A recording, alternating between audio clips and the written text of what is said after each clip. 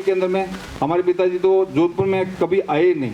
हमारे जो माट साहब थे गांव के, रामाकृष्ण जी जोशी, उन्होंने ला करके मेरे को जोधपुर स्कूल के अंदर में भर्ती कराया। और जब मैं भर्ती करा रहा था तो हमारे एक बाबा जी थे, मतलब लुमाराम जी जिनका नाम है, बाबा थे। तो बाबा जो है वो हमारे पिताजी के बहुत ही हितैषी थे।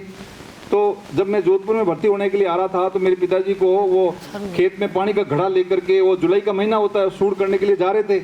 तो उन्होंने कहा, मेरे पिताजी कहे कि बच्चे को लेके कहाँ जा रहे हो?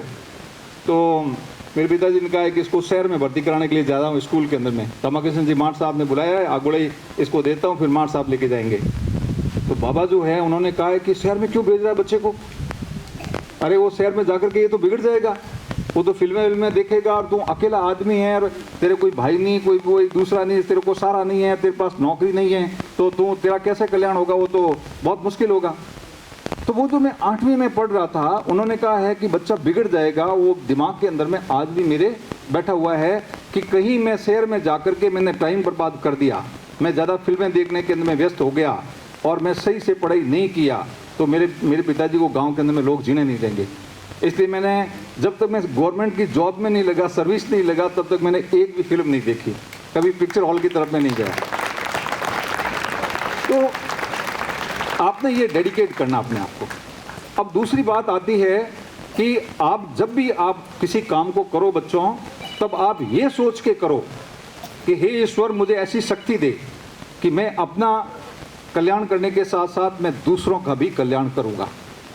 जो आदमी सोचता है कि सिर्फ मैं अपना ही कल्याण करूँगा, तो ये प्रकृति आपको कभी भी सपोर्ट नहीं करेगी। प्रकृति के अंदर में हम एक दूसरे के ऊपर डिपेंडेंट हैं। हम आज यहाँ पे बैठे हैं, देखो ये भाई साहब कैमरा से फ़ोटो खींच रहे हैं, पता नहीं कैमरा फैक्ट्री में किसी ने बनाया है। भाई साहब ये फ़ोटो खींच करके हमको बढ़िया सा फ़ोटो वीडियो बना के देंगे, हम इनके एहसानमंद रहेंगे, ज़िंदगी पर हम इसका फ़ोटो देखते रहेंगे और कैमरे में वीडियो देखते रहेंगे। माइक किसी ने बनाया है, ये देखो किसी ने बनाया है, ये किसी ने बनाया है, वो एक कोट किसी ने बनाया है, बेल्ट किसी ने बनाया, शूज़ किसी ने बनाया है, साफ़ा किसी ने बनाया। इसी प्रकार हमारा खाना जो हमारे बनता है, मसाला बनता है, चीनी खाते हैं, गुड़ खाते हैं, पता नहीं हज़ारों चीज़ें हैं किस किस आदमी ने बना करके हमारे को दी है। जब हम सक्सेसफुल हो जाते हैं तो हमारा सबका फर्ज बनता है कि हम वापस सोसाइटी को कुछ देने की कोशिश करें।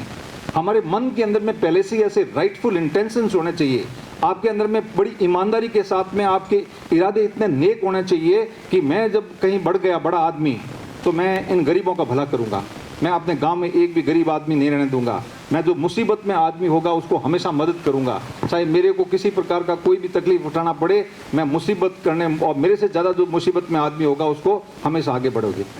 अंग्रेजी में कहावत है, you are valued only when you are valuable to someone.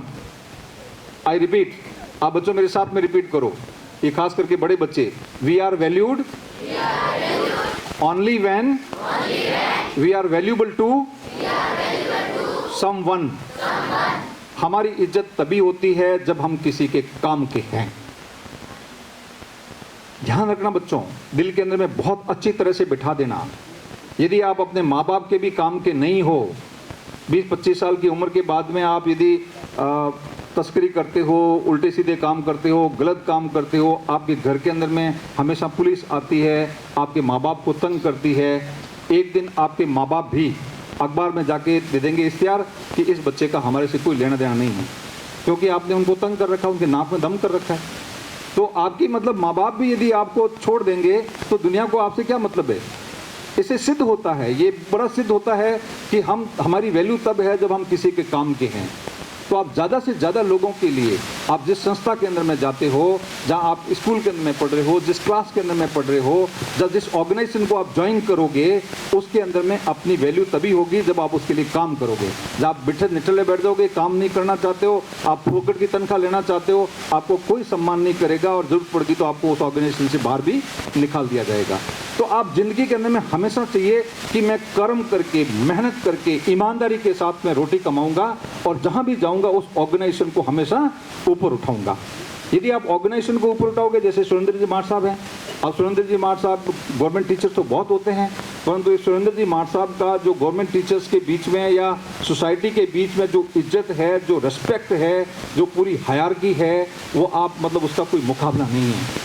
अभी रिसेंटली दिल्ली में जाके आए हैं, उस जगह पे बैठे हैं। वो साथ के अंदर में यहाँ स्टेज के ऊपर में टेबल लगी हुई थी, एक तरफ में जो जोधपुर के पूर्व महाराजा गजय सिंह जी बैठे हुए थे, एक तरफ में सुरेंद्र जी बैठे हुए थे। क्या कितनी बड़ी एक बात है कि मतलब एक अपने पुरुषार्थ के माध्यम से, कर्मों के माध्यम से जब उन्होंने सरकारी स्कूल के अंदर में वैल्यूज डालनी शुरू की तो इनको इतनी वैल्यू मिल गई है। सिमिलरली आप कहीं पर भी जाओ, हमेशा ये करो कि मैं कर्म प्रधान व्यक्ति बनूंगा, जहां जाऊंगा भला करूंगा लोगों का, किसी का नुकसान नहीं करूंगा, किसी के टांग नहीं अड़ाऊंगा, किसी को नीचे नहीं खींचूंगा, किसी को गाली नहीं दूंगा, किसी के अंदर में ईर्ष्या नहीं रखूंगा। मैं जैसा करोगे आप वैसा भरोगे। बोया पेड़ बबूल का तो आम कहां से होए। आप खुद चाहते हो आप दूसरों की टांग खिंचाई करना चाहते हो, आप चाहते हो कि दूसरे का नुकसान हो, और आप चाहते हो कि भगवान आपका भला करे, कभी भी नहीं हो सकता। आप जैसे कर्म करोगे फल वैसा ही मिलेगा।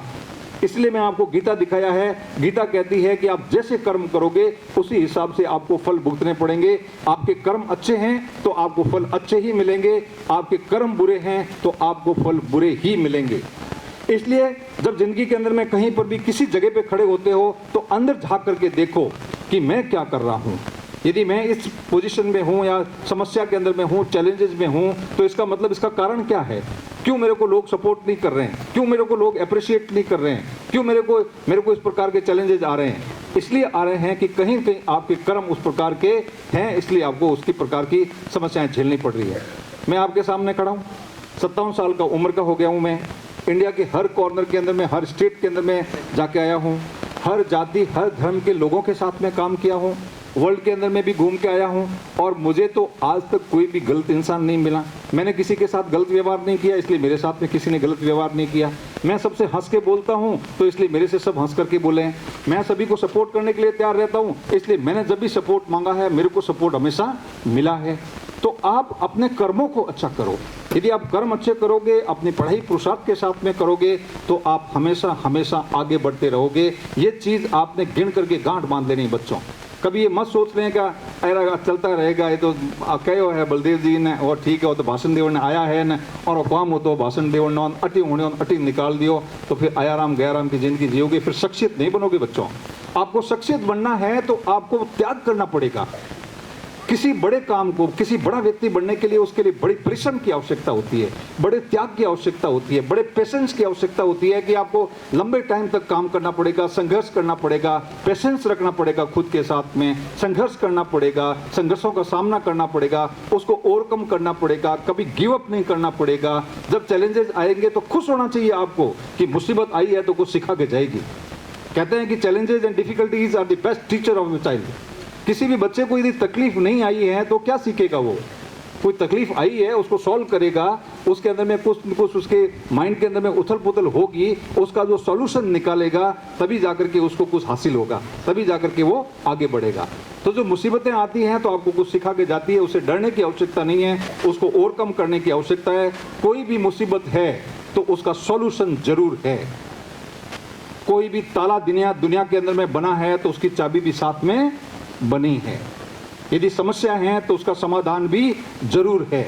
ऐसी कोई समस्या नहीं है जिसका कोई समाधान नहीं है। आपको समाधान ढूंढना है। जब समस्या आती है तो कोई बात नहीं, उसको लेकर के बैठ के रोने से कोई फायदा नहीं होगा, उसका कोई सॉल्यूशन नहीं होगा।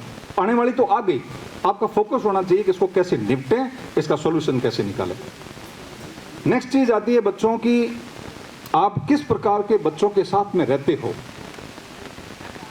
किस प्रकार आपकी कंपनी है, आपके सहपाठी कैसे हैं, आपके दोस्त कैसे हैं। A person is known by the company he keeps. Repeat करो, खास करके बड़े बड़े बच्चे। A person is known by the company he keeps, he और सी कीप्स। ठीक है, एक व्यक्ति की पहचान वो किस प्रकार के लोगों के साथ में बैठता है उससे होती है। आप गांव के अंदर में देख लो, यदि कोई ऐसे ही तस्करी लोग हैं, उठाई गिरे हैं, दादागिरी करने वाले हैं, झगड़ा करने वाले लोग हैं, उनके साथ में गांव के दो बच्चे चल रहे हैं, पूरे गांव के लोग क्या कहेंगे कि छोरो तो पढ़ दो और हाथे होगो न गयो काम बेकार हो गयो, क्योंकि उसकी कंपनी ऐसी है। अ person is known by the company he keep. किस प्रकार की कंपनी वो रखता है। काली बेड़ो धौली रहे जनो, रंग नहीं ले तो कहीं ले, लखन जरूर लेवे। तो आप पर काली भेड़ नहीं रहना। काली मतलब कालो आदमी नहीं, कालो आदमी तो अब्दुल कलाम साहब भी काले थे, परंतु उसके अंदर गुण बहुत थे। काले का मतलब है कि अवगुण वाले व्यक्ति के साथ में आपने नहीं रहना है। तो आपको मतलब इस प्रकार के लोगों के साथ में रहना है जो लोग आपको मोटिवेट कर सके, जो आपको सही रास्ता दिखा सके, जो आपको आपकी जो दुख तकलीफ के अंदर में आपको सहयोग कर सके, जो आपको आगे बढ़ने के लिए सहयोग दे सके, ऐसे लोगों के साथ में रहना। कहीं ऐसा नहीं कह देना कि छोरो गयो ने बस एक सिगरेट ली ने एक सुट्टो पा दियो ने धुआं और गोल गोल छल्लो निकाल दियो और हमारा दोस्त है हम उनकी कर मना करूं यार। अरे वो दोस्त नहीं है, फिर आपका सबसे बड़ा दुश्मन है बच्चों। यदि वो आपको सिगरेट सिखा करके आपके लंग्स के अंदर में कैंसर का बीजारोपण करता है तो आपका दोस्त हो सकता है क्या? वो नहीं हो सकता है। वो आपकी नासमझी की वजह से आप उस दोस्त को सिगरेट पीने के लिए ऑफर आप मना नहीं कर पा रहे हो, क्योंकि आप ना समझो, आपको ज्ञान नहीं है। क्या अरे सिगरेट ठीक है भाई, ठीक है दोस्त है यार, एक सुट्टो मार दियो तो कहीं है। अरे वो एक सुट्टा 2 में बदल जाएगा, 2 का 4 में बदल जाएगा, 4 का सिगरेट में बदल जाएगा, पता नहीं कितने में पहुंच जाओगे। एक पैक लेना शुरू कर दोगे तो एक बोतल में कब पहुंच जाओगे पता नहीं लगेगा आपको। एक बीड़ी से एक बंडल में कब पहुंच जाते हो, एक तिल भर अमल से आप एक तोड़ा अमल में कब पहुंच जाते हो पता नहीं लगता है। इस नशे से दूर रहो, आप इस बुरी संगत के लोगों से दूर रहो, और दूर रहोगे तभी आपका कल्याण होगा। नहीं तो आप इस नशे की लफ्त के अंदर पड़ गए, आपका ब्रेन जो है वो काम करना, क्योंकि ये जितने भी इंटॉक्सिकेंट्स होते हैं, जितने भी ड्रग्स होते हैं, ये आपके ब्रेन को कंट्रोल करते हैं। जब आपके ब्रेन को कंट्रोल कर देंगे, आप ब्रेन को अपनी पढ़ाई में ठीक यूज नहीं कर पाओगे, आप ब्रेन को अपने खुद के डेवलपमेंट में आप यूज नहीं कर पाओगे, तो आप कैसे ह्यूमन रिसोर्स बनोगे, अच्छे मानव संसाधन कैसे बनोगे आप? और किसी भी देश के लिए, किसी समाज के लिए, किसी परिवार के लिए मानव संसाधन सबसे बड़ी चीज है। Quality of any nation depends upon the quality of its people. किसी भी देश का मानव संसाधन अच्छा है